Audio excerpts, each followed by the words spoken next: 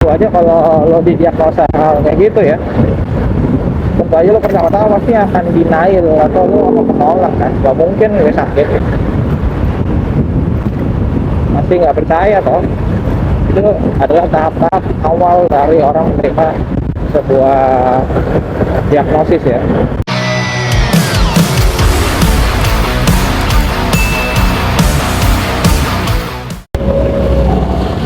Hey guys, assalamualaikum, balik lagi bareng gue di Daily Motovlog.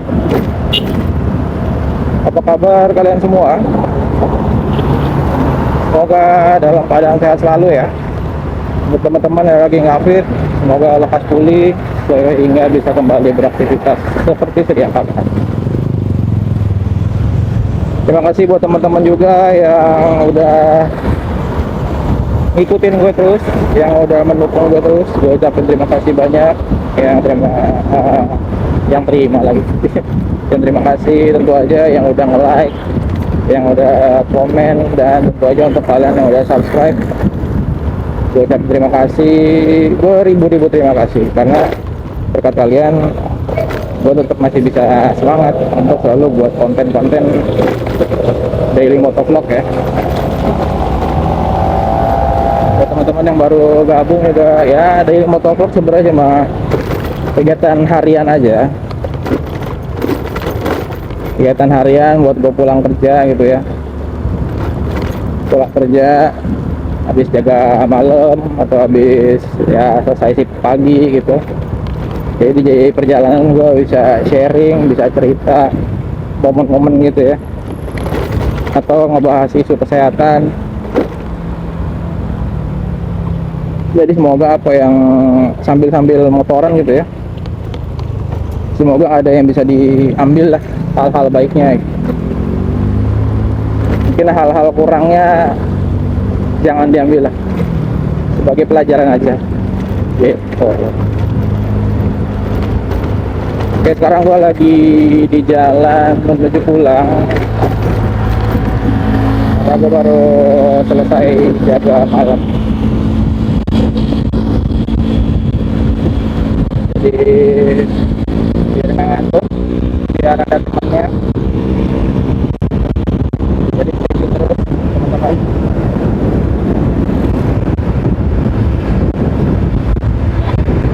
Hari ini cuacanya cukup bersahabat juga.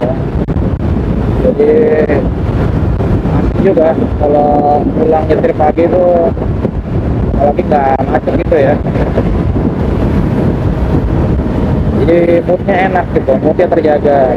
Kalau berangkat pagi macet gitu ya, aduh pusing, berantakan moodnya langsung.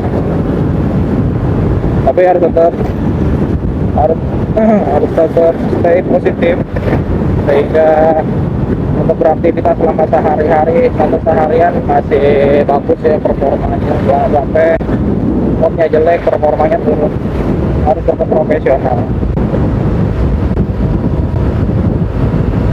karena ya balik lagi kita kerja dituntut untuk profesional. Jadi kalau ada masalah, ya masalah internal tentunya ya, sama keluarga, sama pacar gitu, bahkan sama teman kerja ya, harus tetap profesional untuk yang menerima jasa kita ya. Apalagi kayak gue di bidang jasa, di bidang kesehatan, orang nggak akan peduli sama permasalahan kita, dalam arti ya mereka datang untuk minta pertolongan kita. Jadi layani sebaik mungkin, berikan senyuman terbaik kalian, karena gue percaya dalam kondisi yang lagi sedih pun, dalam kondisi yang berat, ketika kita membantu orang yang membutuhkan,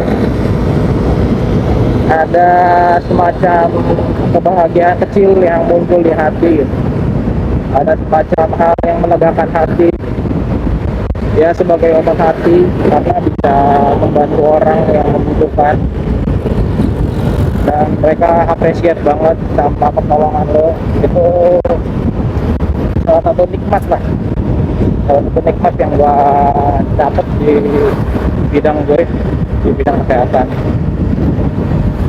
Jadi seberat-beratnya perjalanan kita ya harus tetap selalu bersyukur, karena gue sendiri pun juga belajar banyak ya dari pasien-pasien gitu ya, belajar banyak dari kisah mereka, cerita mereka gitu. Dan memang tentu aja struggle-nya lebih berat dari kita gitu. Jadi tetap bersyukur sama apa yang kita jalani, sama permasalahan yang ada. Allah tuh tahu kalau kita tuh mampu menghadapinya. Jadi tetap semangat, jangan menyerah. Gitu teman-teman. Itu ini ya, motivasi pagi ya.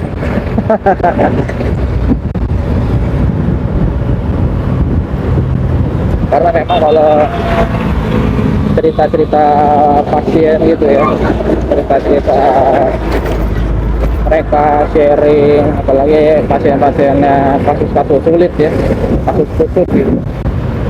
Let's say contohnya kasus kanker payudara gitu ya,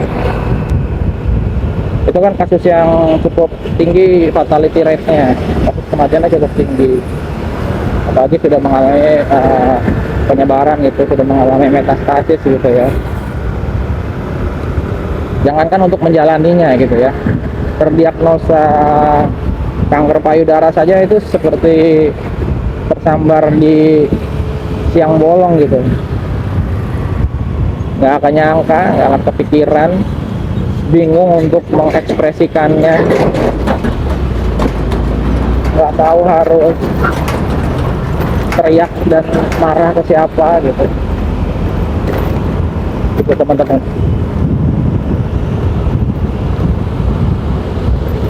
Jadi perjalanan spiritual juga penting, karena dalam kondisi sakit ada tahap-tahap dalam menerima kondisinya. Mungkin beberapa orang ya akan melewati tahap ini, dan fase atau periodenya setiap orang berbeda-beda, nggak pernah sama. Tentu aja kalau lo didiagnosa hal kayak gitu ya, tentu aja lo pertama-tama pasti akan denial atau lo akan menolak kan, nggak mungkin gue sakit ya. Masih nggak percaya toh.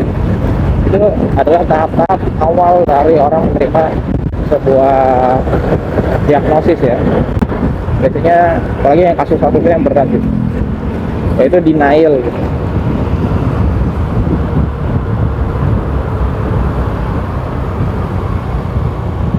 Kemudian habis denial marah-marah. Tahap selanjutnya ya, kenapa dia sakit kayak gini, kenapa harus begini, kenapa harus begini gitu. Semua salah ini semua salah itu. Itu adalah tahap penerimaan kondisi sakit atau kondisi orang yang terdiagnosa itu. Ya tahap keduanya yaitu marah-marah, angry. Awal kan masih menolak, yang kedua dia ya udah beneran sakit, ya akhirnya marah-marah dong. Kenapa gue kena darah tinggi, kenapa gue kena gula, kenapa gaya hidupnya, kenapa orang tuanya, gitu. Jadi itu tahap-tahap yang kayak gitu. Kemudian di tahap yang ketiga, bargaining, tawar-menawar, ya memohon lah. Aduh, nggak bisa ya sembuh gitu, nggak bisa ya ini, nggak bisa ya itu, gitu. Jadi tahap-tahap yang mulai menuju keputusasaan gitu. Itu tahap-tahap orang yang menerima diagnosa. Nah, tahap yang terakhir lah yang paling sulit, yaitu tahap ikhlas. Jadi menerima kondisi seutuhnya, sakitnya seperti itu, ya sudah diterima gitu.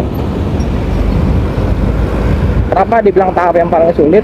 Karena tahap ini adalah tahap dimana sepenuhnya orang menerima kondisinya dan sepenuhnya dia juga tahu konsekuensinya dan sudah tahu apa yang harus dilakukan. Karena pada 3 tahap sebelumnya orang tersebut tidak akan berpikir bagaimana caranya bisa menangani ini gitu. Jadi memang butuh proses waktu untuk mencerna permasalahan yang dia terima. Ya sebenarnya menurut gue juga nggak tentang cuma orang sakit aja, tapi menurut gue juga semua yang kita alamin permasalahan itu seperti itu tahap-tahapnya, dari denial, angry, bargaining, akhirnya acceptance, akhirnya menerima dia. Ya banyak kayak kasus-kasus mungkin ya pasti semua punya permasalahan. Gue juga nggak bisa tahu situasi kalian gitu. Mungkin teman-teman bisa sharing atau bisa cerita di komen tahap-tahap ini sudah sampai mana kalian dalam menyikapi suatu permasalahan. Karena kalau udah menerima ya semua akan sudah ikhlas, berbesar hati. Tapi yang perlu kalian tahu adalah dengan orang yang biasanya menerima kondisinya, menerima apa yang dia alami, biasanya tren untuk pengobatannya tuh baik. Biasanya kalau orang-orang yang sudah sakit gitu, oke, gue sudah sakit darah tinggi gitu, oke, gue udah kena kencing manis gitu. Sekarang harus apa nih? Nah, sekarang harus apanya nih yang menjadi pembeda? Artinya dia mau bergerak ke depan. Kalau orang yang ikhlas, orang yang menerima kondisinya, biasanya dia mau bergerak ke depan untuk what next, apa selanjutnya, apa yang bisa dilakukan dengan kondisi ini supaya hidup kita lebih optimal, lebih maksimal, bukan normal seperti sedia kala, tapi seoptimal mungkin mendekati normal lebih tepatnya.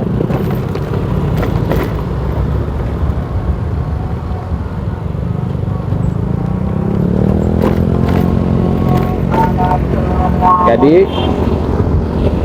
contoh, seorang yang punya riwayat darah tinggi, baru terdiagnosa darah tinggi, apalagi terdiagnosa darah tinggi di usia produktif gitu ya, di usia muda.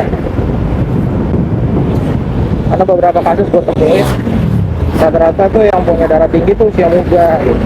Ada yang masih 20, 30, 40, mendekati 30 lah, udah mendekati tinggi.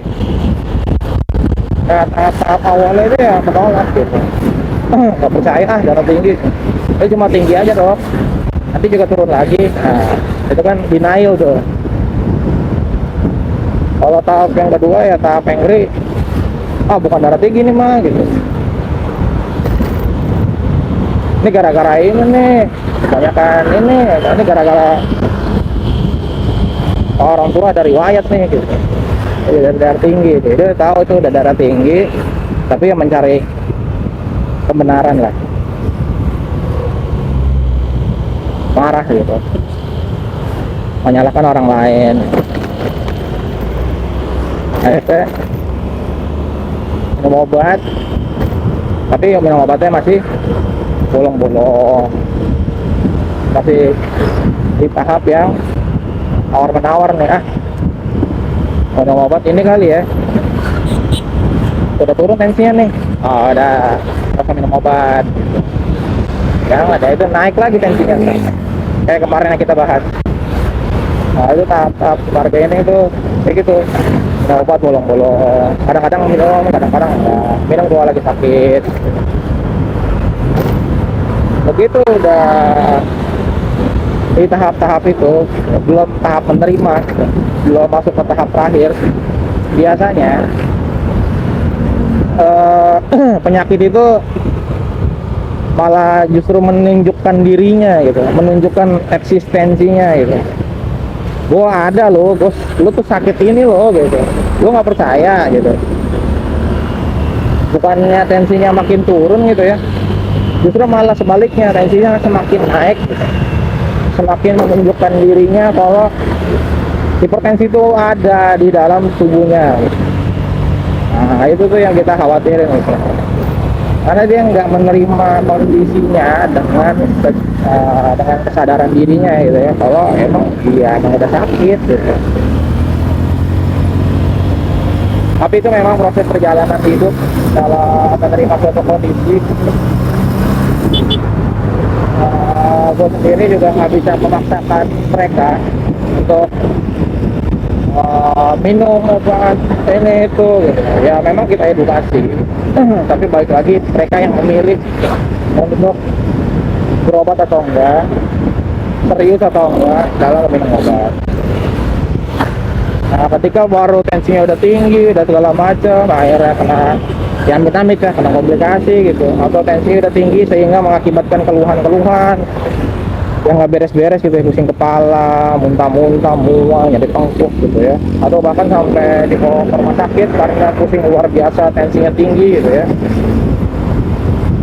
Akhirnya biasanya orang-orang itu akan menerima, ayo udah gitu ya, beneran tensi tinggi, udah nggak bisa kemana-mana lagi, udah nggak bisa nyari alasan lagi, udah nggak bisa nyalain orang, udah nggak bisa marah-marah, dan udah nggak bisa minum obat, bilang mentong, nggak bisa minum obat, hilang timbul minum obat. Jadi dia mau nggak mau harus menerima kondisinya, dia harus berdamai sama dirinya sendiri gitu. Ketika udah menerima kondisinya secara seutuhnya gitu ya, menerima kondisinya, oke, gue udah sakit kena darah tinggi, apa yang harus gue lakuin adalah gue harus minum obat teratur, gue harus menjaga pola makan gue, dan gue harus konsisten. Nah, orang yang ikhlas tuh konsisten, continue terus menerus gitu ya, minum obat teratur, patuh gitu, menjaga pola hidup, menjaga pola makan. Nah itu orang yang ikhlas menerima kalau dia udah sakit. Nah ketika hal-hal tersebut sudah dijalankan gitu ya, ada kontrol rutin juga, insya Allah biasanya tensinya turun dalam arti tensinya sesuai sama target yang diharapkan. Jadi tekanan darahnya optimal, bisa beraktivitas seperti sedia kala tanpa adanya keluhan. Cuma dengan cara tadi, minum obat teratur, menjaga pola makan, dan menerima kondisinya gitu. Jadi seperti itu teman-teman, cerita tentang tahap-tahap menerima keadaan kondisi ya. Dan sebenarnya ini nggak cuma buat suatu penyakit, tapi menghadapi situasi-situasi permasalahan di luar sana juga mungkin sepertinya sama juga, tapi aplikasinya beda-beda. Semoga itu bisa menjadi cerita buat teman-teman, bisa sharing teman-teman pengetahuan atau informasi yang bermanfaat buat kalian dan bisa berguna buat kalian di kemudian harinya dalam menyikapi suatu permasalahan, dalam menyelesaikan suatu permasalahan. Ada tahap-tahapnya teman-teman. Aku cuma bisa bilang semangat, tetap berjuang sehingga menemukan solusi terbaik untuk kalian semua. Oke, mungkin itu aja ceramah pagi ini, motivasi pagi ini. Terima kasih buat teman-teman yang udah ngikutin gue, terima kasih juga yang udah buat temenin gue pagi ini.